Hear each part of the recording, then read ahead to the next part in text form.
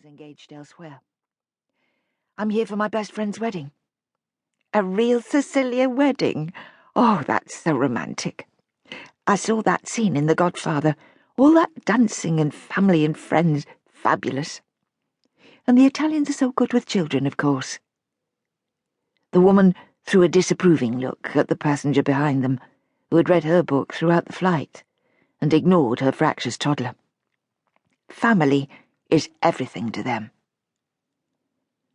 Laurel stuffed the book in her bag and undid her seatbelt, suddenly desperate to escape from the conversation. "You've been so kind. Sorry I've been such boring company on this flight. If you'll excuse me, I have to go." "Oh, no, dear, you can't leave your seat yet. Didn't you hear the announcement? There's someone important on the plane, some VIP or other. Apparently they have to leave before the rest of us." Peering past Laurel out of the window, the woman gave an excited gasp. "Oh, just look at that! 3 cars with blacked-out windows have just pulled up.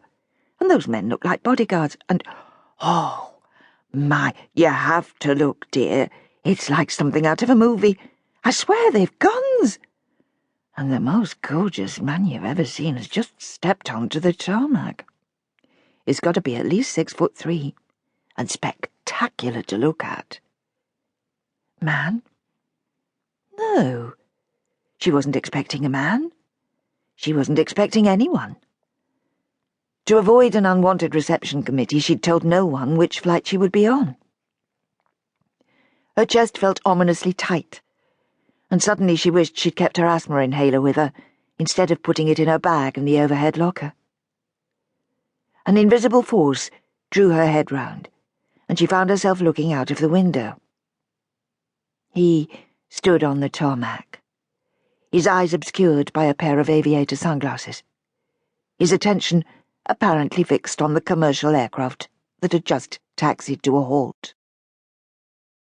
The fact that he was allowed such unprecedented access to the runway said a great deal for the influence he wielded. No other civilian would have been extended such a privilege. But this man wasn't just anyone. He was a Ferrara, a member of one of the oldest and most powerful families in Sicily. Typical, Laurel thought. When you want him, he's nowhere to be seen, and when you don't... Her kindly neighbour craned her neck to get a better look. "Who do you think he is? They don't have a royal family, do they? Must be someone important if he can skip customs and just drive onto the runway. And what sort of man needs all that security? I wonder who he's meeting." "Me." Laurel rose to her feet with all the enthusiasm of a condemned man preparing to walk to the gallows. "His name is Cristiano Domenico Ferrara, and he's my husband. Mistake number 2, she thought numbly. But not for much longer. She was about to become an ex-wife. A wedding and a divorce in the same trip, killing 2 birds with 1 stone. She wondered about that saying. What was good about killing 2 birds? "I hope you have a really nice holiday in Sicily. Make sure you try the granita. It's the best."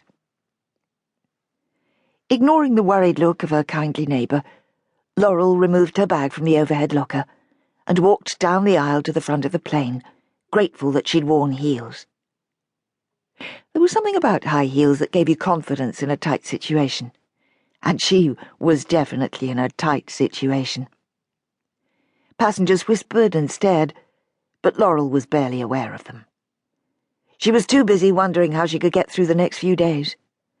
It would be the biggest test of her life, and she had a feeling it was going to take more than a pair of killer heels to see her safely through it. Stubborn, arrogant, controlling. Why had he come to meet her? Was he punishing her or himself? The pilot hovered at the top of the metal steps. "Signora Ferrara, we had no idea we had the pleasure of your company on board." His forehead was shiny with sweat, and he cast a nervous glance towards the formidable welcoming committee assembled on the tarmac. "You should have made yourself known." "I didn't want to be known." His fawning attention was uncomfortable to witness. "I hope you enjoyed your flight with us today." The journey couldn't have been more painful if she'd been tied to a cart and dragged back to Sicily.